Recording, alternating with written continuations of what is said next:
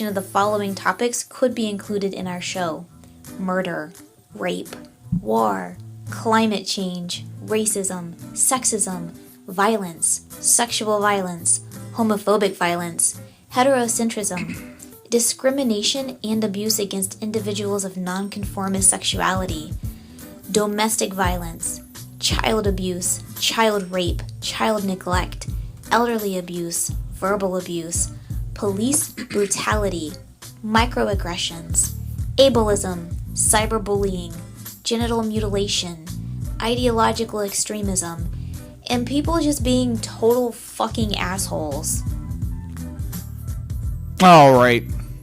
And Futhermuckers may have tuned in while the Blog Talk Radio was live and heard the sort of pre-audio. And that pre-audio, that was panned activist. I don't know this person's name. Swarthy Alarring Temptress? I think so. But what's their name? I don't know. Oh, on the Twitters, this person is at Panned Activist, and that was their program on the YouTube about like brain knowledge and sciencey stuff. And they have a Patreon, and the wine seller signed up for their Patreon because we circularify it. And their shit is dope. And I'll see about if they're okay with having the audio from that on the podcast. Like maybe, drop it in the middle of the show. Like go live and then go back, and I'll actually do editing and edit that like into the middle of the show. Sort of like a midway in the middle of it through thing. And I think that would be pretty dope, because they're short. They're like 2 minutes, 4 minutes. They're quick and or fast. And it's very like it's not a comedy program, but there is that level of Daria dry humor funny. All right, so that's always going on. Fiends Kalita is a big fan of it. She's like, holy shit, this is the only YouTube program I'm ever gonna watch in my fucking life. I don't want to listen to any other fucking YouTube programs. I only want to listen to this one. Yes. That's a fact. I mean, Swamp Commie and the Drone is also on YouTube, so. Oh, they're the shit, man. Which one is the Swamp Commie and which one's the Drone? Rosetta Drone, and Swamp Commie is the one who lives in Florida. The Swamp Commie is the yellow-headed one? Yes. Okay, Swamp Commie is Kamala Harris is a cop. Yes. Kamala, that's a dope-ass fucking name. Kamala Harris is a cop. That's that nigga's name on the Twitters. All right, yeah, them niggas is dope. Fuck with them. Their shit is ill. All right, so that nigga's the Swamp. That's a hard-ass name. Like, I swear to fuck, I'll write raps for her and try to get her to fucking deliver them shits. Swamp Commie. All right, trans lives matter even while they're still alive. We don't consider that, right? It's always it's a series of eulogies, as I've called it before. A series of eulogies. It's like how we talk about trans life. Chick, give me a check. What? What's the matter? What? Give me a check. What now? Oh my god, what? All right. Phoenix Leader is whiny. She needs her diaper changey. Really? He whiny. Why check my microphone? You're supposed to do that before we start. Shit, no, man. We've matriculated beyond that. All right, so there's a website called showandact.com. I don't really know what their whole deal is as a website. I don't know what their lean is. I don't know what their bend is. I don't know what the fuck is happening with these fools. Mm-hmm. But they have this web posted to their website, if you will, showandact.com.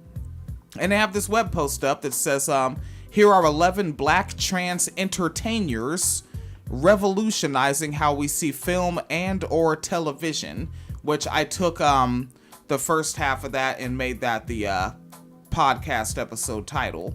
All right, so that's going on. Now, Old Man Jackson has the glaucoma, so I'm gonna go ahead and zoom on in there.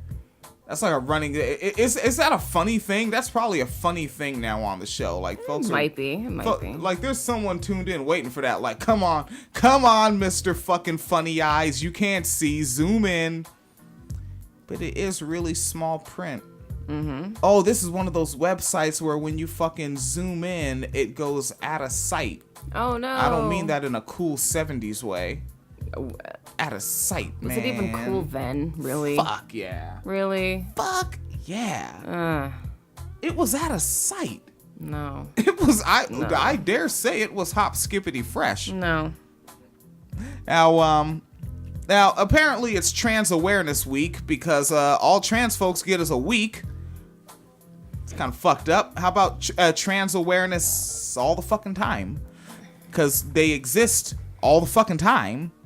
They don't just pop out one week and be like, all right, everybody, trans time. Like, what the fuck? Week? A week? Get the fuck out of here. But apparently it's Trans Awareness Week in 2018. And the representation of transgender actors and actresses, they're all doing the same job. On film and television has increased significantly. So it says the 80s set FX series. Pose. Ooh. Excuse me. And we've riffed about Pose. I'd like to have more people just come on and just riff about Pose. It's such a smart show. And so the show Pose has cast the highest number of transgender actresses as series regulars, while a successful campaign against cisgender actress Scarlett Johansson. That's not funny. That's funny. Her name is funny? No, it's not her name. It's her. Like, her thing is that she takes roles that are not white woman roles. Like, she always want to be, like, a trans woman even though she's cis. She fucking played in some, like, real life remake of, like, some fucking Japanese anime movie. She's not, like, that's her thing. So, like, if you ever see on the internet people be like, oh, whatever, they're remaking Roots, well, I'm not watching it unless Scarlett Johansson is Kunta Kinte. That's what the fuck they're talking about. Oh, that's like a running joke. Yeah, because she always takes roles that are, like, not cis white women, which there's plenty of cis white women roles available. Oh, fuck, so like, when I die, she's gonna play me? Basically. Like, it's fucking so wild. She's gonna jump on the shit with, like, nigga is non-binary. Like, she's gonna be saying my lines and that's shit. what she's gonna do, yeah. Jesus Christ. Scarjo, yes. Scarjo. Yes. All right. So apparently there's an individual named Scarlett Johansson of whom does all the things that Phoenix Calida just said. And they're probably pretty popular for some reason. And so folks have came out against this person playing the role of a transgender man named Dante. Black? I don't know. Oh, Jesus Christ. Like, with Scarlett Johansson, it's entirely possible. I don't even know who the fuck this Scarlett Johansson is. She's a very stereotypical looking white woman. I hope one of the homegirls fucking binks her up real nice. So apparently Dante texts Bill on a film called Rub Tug. All right. And ensured that the role would go to a trans actor should the film go into production. Although there is still room for more change, it says 10 black trans actors and actresses right there, but in the title it says 11. Someone has a typo or someone's lying to me. All right. I'm getting trolled by the article. But number one, they have the individual Laverne Cox. This is a familiar name to me. This individual was in the television program. Is Netflix television? Close enough, I think. All right. The Flixivision program. Orange is the New Black. Mm-hmm. And Laverne Cox played a character in there that was a firefighter. And apparently Laverne Cox has a brother in real life. Yes. And like in that program, Laverne Cox, but like a twin brother, right? Yeah. So like Laverne Cox, like when they would show scenes, like it would actually be Laverne Cox's brother doing like the firefighter shit, and then they flip it back, and they had a pretty good time. Nigga, your fucking twin gets to play your fucking pre-operation stunt double? I don't know. Yeah, like pre-coming out. There's a lot going on. Yeah. And so the character was a hairdresser. They have the information here on the shadowandact.com. And the character's name was Sophia Brissett. All right. And I mean, folks know this one, but these rest folks might not know. You know, these are newer, younger, fresher, you know, ready to bump out the OG. That's what BGs do. This nigga's name is Amaya Scott. And Amaya Scott is made history as the first transgender woman to be cast on the Real Housewives of Atlanta. And now, wait. On some level, they're telling you that this reality show is scripted and cast. I've been trying to tell people and they don't want to hear it. Nigga, that's the story behind the story. The Real Housewives of Atlanta. And now she's earned rave reviews as a character named Cotton on a Lee Daniels program called Star, which airs on the Fox. And another individual's name is Maya Taylor. I'm going with Maya, M-A-Y-A. And Maya Taylor is best known for her role as Alexandria in a 2015 indie film called Tangerine. Maya Taylor made history when she became the first openly transgender actor to win an Independent Spirit Award. Go ahead and refresh the Blog Talk Radio page. All right, good. No one's calling in to the 347-857-3937. Why the fuck you just say good and then give out the number so people can call in? Oh, because it's good. Nobody's calling. Oh, because that means I don't have anybody just sitting on the line like, come on, nigga, come on. I want to say some transphobic shit on your show. I want to trigger the snowflakes or whatever the fuck it is these losers do. And this next individual is Katana Rodriguez, nicknamed Kiki. And Rodriguez drew praise for her leading role as a character named Cinderella in a 2015... Oh, also in the film Tangerine, the same film with Maya Taylor. And Rodriguez became the center of the first Oscar campaign for openly transgender actresses, supported by a film producer. She would later go on to be nominated, for the Independent Spirit Award for Best Female Lead for her role in Tangerine. Now we flip to a black trans man. This individual's name is Michael Smith. And Brian Michael Smith has garnered notice from audiences for his role as Twan Wilkins, a transgender police overseer and a high school friend of the show's principal character, Ralph Angel, on the Ava DuVernay produced OWN. That's the Oprah Winfrey Network, I think. Yes. So this is on the Oprah Winfrey Network. You can find this program, and it's Queen Sugar. And he also has gone on to appear in episodes of Homeland and Chicago PD. All right. And this individual, next individual. Remember, you can go check out all these folks and these links to these folks on this website called shadowandact.com. 11 black trans entertainers changing how we see film and television and Netflix-a-vision. Netflix-a-vision is not a word. You dadgum wrong it is. Oh, shit. It was bound to happen. There we go. It didn't happen for too long. All right. Damn microphone. It ain't in the budget. All right. Angelica Ross is the next individual with pretty neat earrings. You'll want to check out that image.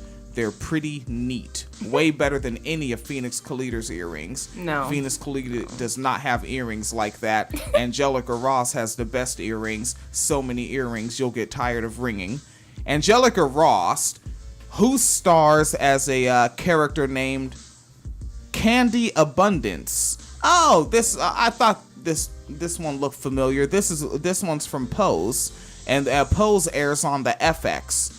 And Angelica began her career on a web series.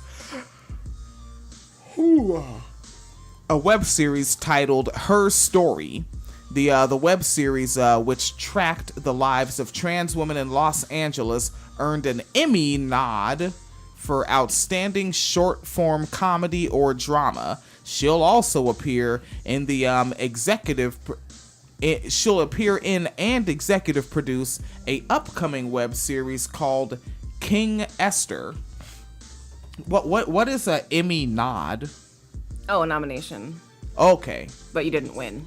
Okay. All right, everyone's having a good time. This next one, India Moore, who I actually went looking on YouTube for more clips of, because I was like, this motherfucker goes in. India Moore has garnered acclaim for her performance as Angel in the groundbreaking FX drama Pose. In addition, she also serves as the star and executive producer of an upcoming series, Magic Hour, which will be a modern retelling of Frankenstein. And another one from Pose, MJ Rodriguez, also has been on the Nurse Jackie. Oh, and on the Luke Cage. Yeah, they were on Luke Cage as something like it was like a transphobic nickname that the family gave her, the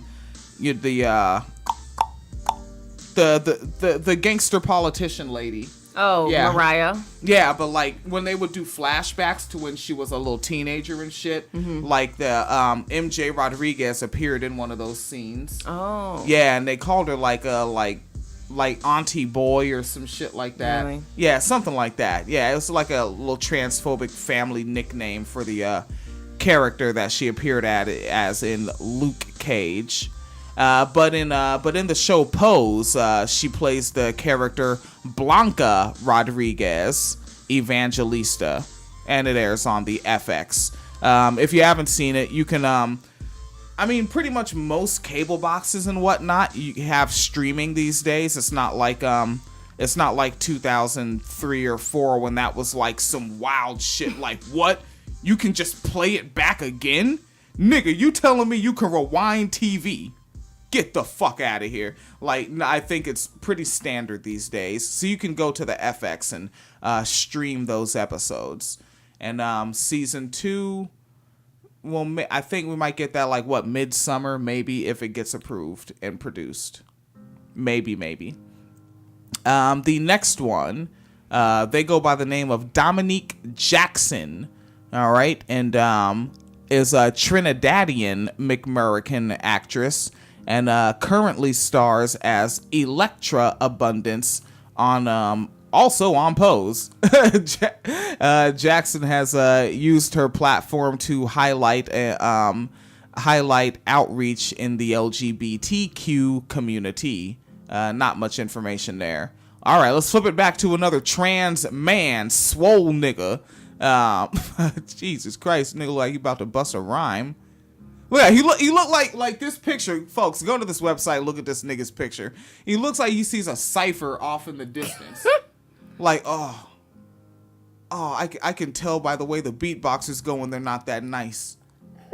Should I show him what time it is? He looks worried. Like he doesn't like the way hip hop is going right now. Oh, yeah, well, welcome to that.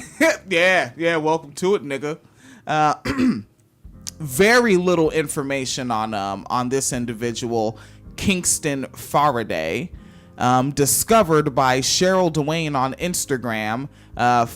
Faraday starred in a filmmaker's 2014 film called Black is Blue. All right, so you'll want to go find that. And they top it off with, we all know this name, Janet Mock. Yes. Top it off with Janet Mock. And very little information because we all already know. But a New York Times best-selling author, host, I think on a MSNBC show, I think. I don't know. Yeah, I think Janet Mock has an MSNBC show. And a host and an activist and a writer. I think Janet Mock was like an editor at like People magazine or some shit. Like, yeah, Janet Mock has a lot of jobs. Yeah. And and girlfriend of, from what I understand, ain't shit nigga ass Aaron Treadwell. Oh, really? I'm saying that because I listen to their podcast and listen to them interact directly. Yeah. And her boyfriend sound like an ain't shit nigga. Oh. Aaron Treadwell. See, this is why people don't like me. Because it's out there. I said it. I think Aaron Treadwell's an ain't shit ass nigga. All right. So activist, and she's a writer and producer for Pose with an ain't shit nigga. All right. And so fucking check that shit out, all right? So that's what the episode is titled for. Wanted to highlight that. Call-in number, if you have a brief comment and or question, 347-857-3937. You retweeted it and told folks? I did not tell them to call in. I retweeted the link. I didn't know we were, like, inviting people to call in. Oh, hell yeah, man. It's gangster. It's gangster. Because Michael Graham might call in. Michael Graham is, like, probably working right now. Michael Graham wants to call in and rap. No, he doesn't. That's all Michael Graham does. Oh, my God. Just because he he doesn't rap in front of you. He only Really? raps in front of cool people. Really? Michael Graham only raps in front of cool people. I have to read, like, the serious stories before you do the funny stories, though. What? Were the serious ones in the notes? No, they're just on the website. I posted a lot of stories today. Oh, I did not know that. Yeah, I know. I did not communicate that one particularly well. Oh. Yes. This show is fucked up. This is why we have a trigger warning, folks. An exhaustive trigger warning, if you will. All right, let's see. All right, here we go. All right, you do it. All right.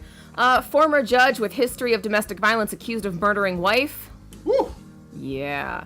Shaker Heights, Ohio, former Cuyahoga Common Pleas judge and former state senator Lance Mason spent 9 months in prison for beating his then wife in front of their children, and is now accused of stabbing his former wife, Aisha Frazier, age 45, to death. Mason was arrested on suspicion of murder in connection with the death of Aisha Frazier Mason at her home near Normandy Road, according to sources. The house where the stabbing happened is near where police report that a Shaker Heights police officer was hit by a car when a suspect was fleeing a domestic violence incident. The officer was taken to the hospital with his condition unknown. Mason has also been charged with felonious assault for injuring that officer. Fuck. Yeah. Agents with the Ohio Bureau of Criminal Investigation are at the scene assisting Shaker Heights Police. Shaker Heights Police did not respond to multiple messages until more than 7 hours after the slaying, when the department issued a release stating only that Frazier Mason had been killed and Lance Mason had been arrested. The refusal by the department to release the details of the case manner continues the pattern of 4 years ago, when the suburb failed for more than 36 hours to provide its residents with an account of Mason's attack on his wife. During that attack, Mason was accused of biting his wife, punching her in the face several times, and choking her while driving in Shaker Heights with their children ages 6 and 4 in the back seat. Mason then threw his wife out of the car, continued beating her, and eventually left her on the side of the road. Frazier had to flag down help and call 911 and beg police to locate her children. A family member also called police, citing concerns Mason might attempt suicide. Officers searching his home at the time found smoke grenades, semi-automatic rifles, a sword, a bulletproof vest, and more than 2,000 rounds of ammunition in the home. Prosecutors charged Mason with assault, a second-degree felony, which carries between 2 and 8 years in prison. But charging documents show Mason choked, punched, and bit his wife, and her orbital bone was fractured during the attack. Mason only served... That's like your fucking eye. Yeah, it was like your eye socket. Mason only served 9 months for the assault. Fuck. All right. I tell you, if cops want their jobs to be safer, they'd start shooting white men. These people aren't white. What? Oh yeah, this is not a white couple. What is this? This is a black couple. Oh, man, you should tell me that in the beginning before I start making my snarky comments. Sorry. I know it reads a lot like a... Wait, what's going on with this? What's the story behind the story? Oh, is that he did this to her already and got 9 months for basically breaking her face, like literally breaking her face. And then he got out and was hired by Cleveland Mayor Frank Jackson as a minority business development director. The city said in a statement that Jackson fired Mason from his job because of the arrest, but also told Fox 8 that they stand by the hiring because there is no way to protect the future and people deserve second chances.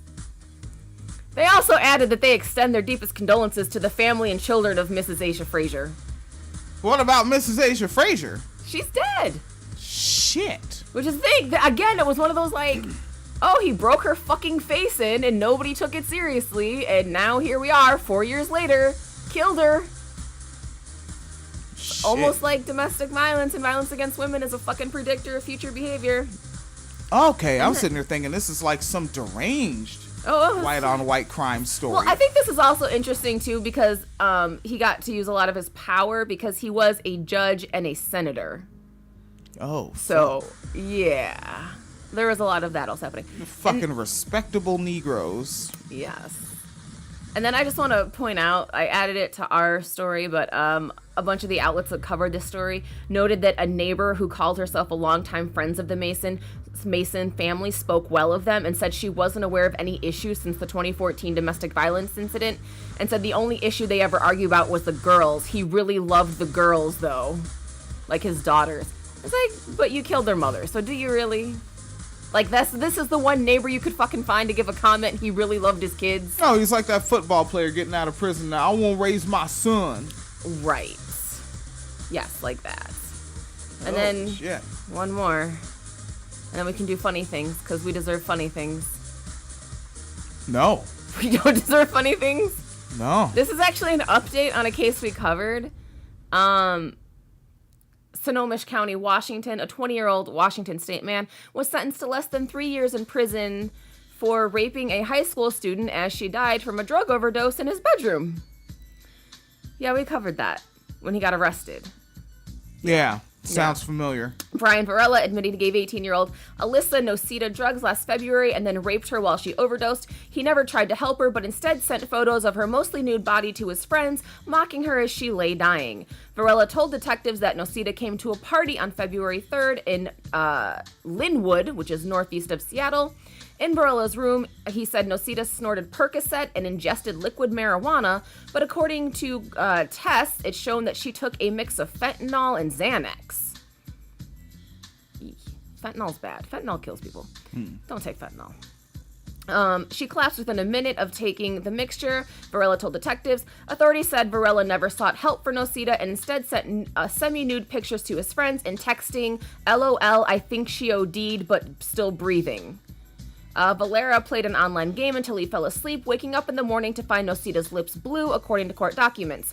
He went to work at Dairy Queen and his co-worker contacted police in the following days after Varela said he wasn't sure if Nocita was still alive when he was having sex with her. Yeah, I remember this. Yes. I remember this story clearly now. Yes. Court records say he told a friend she died having sex with me. Police arrested Varela later that day, executing a search warrant and finding Nocita's bag in a plastic crate in his home. Varela told investigators he planned to bury her with onions to minimize the odor, and also told detectives after Nocita died he used her thumb to unlock her phone and send messages to make it appear that she had run away from home. Valera pleaded guilty to second-degree murder, manslaughter, third-degree rape, and unlawful disposal of remains as part of a plea deal. Superior Court Judge Linda Crease said that Thursday. However, she could not sentence Brian Valera to more than 2 years and 10 months because it was the most prison time permitted for someone with no prior criminal record. Yeah. Crease said she was surprised and even outraged by the inadequacy of the sentence and suggested the state lawmakers may not have realized the impact of their decision when they set prison sentences for these type of charges. I'm not sure the legislature really contemplated something like this, said Crease. In court Thursday, Varela said, I'm sorry for my foolish actions. Whatever I get is what I deserve. So he got 2 years and 9 months for getting her high, watching her overdose, and then raping her. Yes, because rape culture doesn't exist. Yeah. So fuck, you found the fucking update, or it finally happened. Well, how much did he get? 2 years, 9 months. And she's dead, right? And she's dead. And she was only 18. Somehow just so he's gonna. You remember how old he was from the article? 20. 20. So he's actually gonna get out before his brain is finished developing. Yeah, he'll be out before he's 23. So literally, a thing about this, neurologically, a part of his brain development is that I can drug and rape and murder chicks and then just get a slap on the wrist and come back out to my old job and still get an employee discount. That's part of his brain development. And I think that, like, the two things about this case is, one, he literally left her there for hours just dying. Like, he could tell she was overdosing and just left her there. But then also the whole rape thing, like, because rape is already, like, super disgusting. But he knew she was dying, and he's like, this seems like a great moment. Just 2 years, 9 months. Because he needs his I hit that story. It's very important to get your I hit that story in. But I think Emperor William has a suggestion or two, so. Oh, I think that we should let the system. What? Let the system what? You don't trust the system? I don't trust the system. We have checks and balances in place for these things. No, we don't. No, we don't. He got a whole 2 years and 9 months. Right. That's like almost a high school career. Yeah, someone's gonna be a freshman and still be in high school when he gets out to meet them at the next party. Yep. Someone. Yep. That'll be the next senior in high school. Literally, matter of fact, it's fall and winter now. A freshman right now will be seeing him at a junior prom. Watch him invite his raggedy ass to a junior prom and fuck up the punch. He would. Excuse. He would. Now this is a real update. Florida man who looks like the Joker arrested again. I think the real update is he has more tattoos on his face. Well, yeah. The hell? Upgrade. If you got the same Joker tattoos you had last year, then you ain't doing shit with your life. I'm using Cat Williams logic. I don't think that's how it works. It says he went viral last year in this article on AJC.com. Yes. But I don't like the use of the term viral like that. Like, no. Viral is like, when that nigga Kanye does some goofy shit. That's viral. Yeah. Or like when Michelle Obama held up the sign that said, "Bring back our girls." That went viral. This did not go viral. This went podcast. Yeah. All right. We can go in our archives and see how many downloads we got for that episode, and that's as viral as it was. All right. Yes. Yeah, this went triple download. So his name is Lawrence Sullivan, and he's now a 30-year-old individual. Oh, Jesus. And he was jailed this past Wednesday in last week, November 2018, in Pinellas County on probation violation. All right. And Sullivan, he has a new mugshot, and it features the same green hair and extensive tattoos. And the jail records noted that his tattoos featured a skull, a sword, a pot leaf, brass knuckles, devil, and a rose. What? Mr. Sullivan was arrested before in 2017 near Miami after he reportedly waved a gun at motorists. He was found with a loaded Smith & Wesson handgun in his pocket, and the police did not shoot him. Even though he looked like the Joker and was waving a gun at people, they made sure to take him in alive because for some reason, his life matters. Priorities. All right. They are protecting and serving the whole public, William. Yeah. Yeah. That's what's happening. That is what's happening. I don't really have much to say. California's on fire. The only thing that was interesting about this story to me is that it went through a nuclear site, and I guess the local government is like, no, it didn't. Oh, that's right. Yes. And then the activists are like, yes, the fuck it did.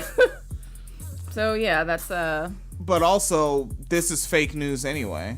It is fake news anyway. Yeah, it is. It's absolutely fake I news. see the outlet you got this from. RT.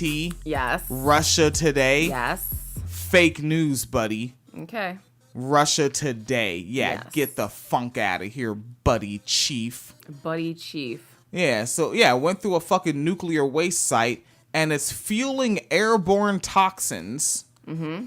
So yeah, California's just fucking, it's gone, man. It's fucking over. At least Southern California, definitely. Yeah. I'm sure once you get like closer to Oregon, you know, where there might be some snow or something. Oh. Things might. And apparently fucking all of like Northern Europe is making fun of us right now.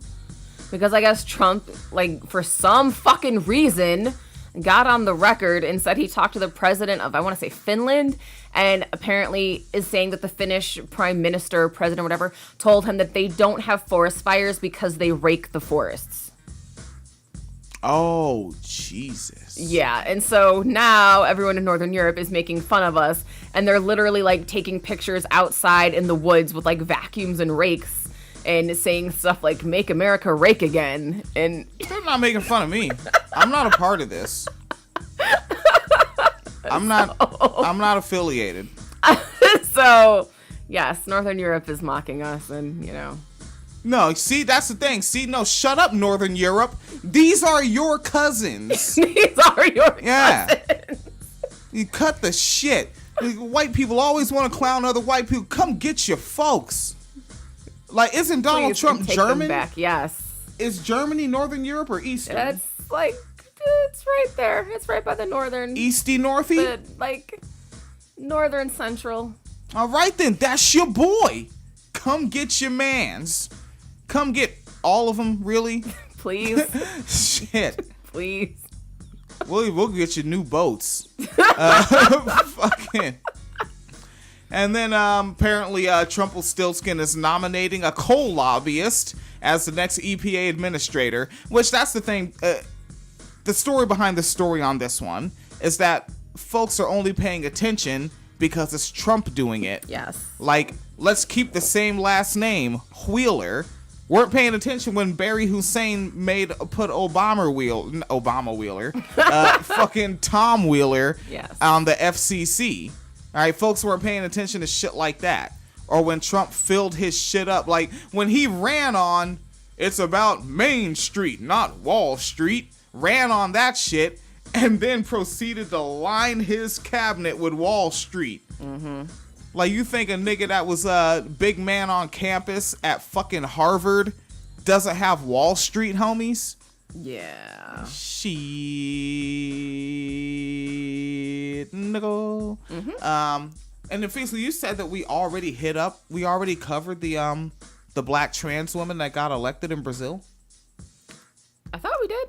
I don't remember. Oh. Well, we can. So just briefly, Sao Paulo, in an election that saw a far-right populist who has praised Brazil's past dictatorship's rise to power, 2 black trans women made history. Jair Bolsonaro was elected president on October 28th on the back of a racist, sexist, and anti-gay rhetoric, and we all know that deal. Yes. All right, but two black trans women also got elected in opposition. I don't know how much they'll be able to do. Right. Right? Because it's not like they don't have the power in numbers and they don't have the power in privilege. Right. But they're going to get out there and they're going to goddamn try. Right. Right? Absolutely. Doobie-doop, skip, bop, flibbity-doop, bop. Yeah, and especially, like, there's a lot of anti-blackness in Brazil, and then the transphobia, and especially in this climate with that guy, like, I don't know.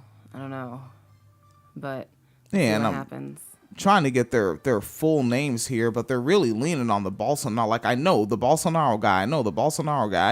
But skibby doop boop bop. Mm-hmm. So and there's So Franco is a black queer activist turned politician and had been a vocal critic of police brutality in favelas of Rio, a known champion of women, single mothers, and poor people.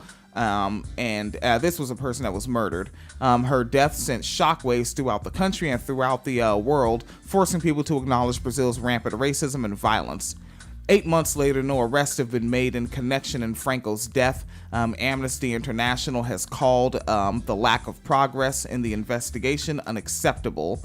A fraught political environment makes Hilton and Malagueño's victories even more noteworthy. All right, so Hilton and I'm sure that's exactly how you say it. Yeah. All right, let's try that one again. Malagueño. Yep, Malagueño. Blam, nailed it. And and these two folks, they're gonna get in there, and they're black too. Yeah. Like they are these are black people, so they're gonna face it. They've got a major uphill ahead of them. All right, but yeah, you know what? Now that I think about it, I think we did already hit this story up. Yeah, we did. I know. I'm pretty sure we did. Yeah, we're pretty good about that sort of thing, right? I was worried that we didn't. Oh. And on the way out, if you do check out the web post with this, oh shit, you have something. Yes. Do you remember that cop in Philadelphia, and people were talking about him because he straight up has like a Nazi fucking tattoo on his arm, where he's got like that German like eagle, and it says like fatherland on it. Fuck, is this from like 2014? I thought it was last year, but it's been a long year. You will be shocked. No, I won't. Or will you? Nah. That an internal investigation determines cop's Nazi tattoo did not violate department policy. That's right. Yes. The Internal Affairs Investigation cleared Ian Hans Lichterman, of any violations, closing the case in December. They did not respond to follow-up questions inquiring whether any specific determinations were made about the tattoos. Meanwhile, nearly 5 months later, after the controversy erupted, police have yet to deliver a promised tattoo policy for its ranks. Mayor Jim Kenney called the tattoos disturbing and offensive. Really? But said that police could not dismiss Lichterman. Uh-huh. All right, that's another update on us. Yes. Good stuff and fun. And on the web post that we have up at winecellarmedia.com for this episode, we have links to the stories so you can go check out the original articles and not just our commentary.